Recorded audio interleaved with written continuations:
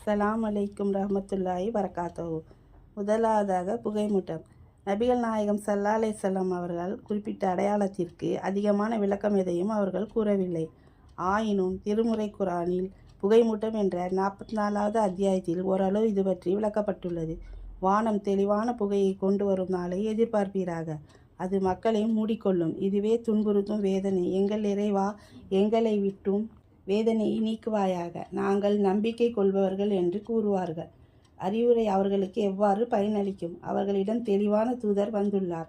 பின்னர் அவரை அவர்கள் அலட்சியம் செய்தனர். பிறரால் கற்றுக் கொடுக்கப்பட்டவர் பைத்தியக்காரர் என்றும் கூறினர். வேதனையை சிறிது நேரம் நாம் நீக்குவோம். நீங்கள் பழைய நிலைக்கு திரும்புவீர்கள். மிக கடுமையான பிடியாக நாம் பிடிக்கும் நாளில் தண்டிப்போம். திருக்குரான் 44:10 44:16. அந்த புகை வானில் இருந்து இறங்கி வரும். அதனால் பயங்கரமான பின்விளைவுகள் ஏற்படும்.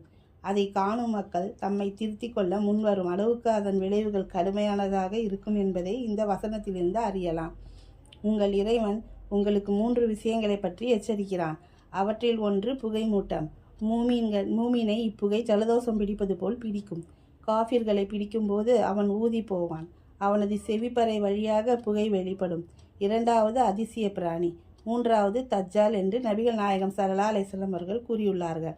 அறிவிப்பவர் அபு மாலிக் ரலியல்லாஹு அன்ஹு, நூல் தப்ரானி.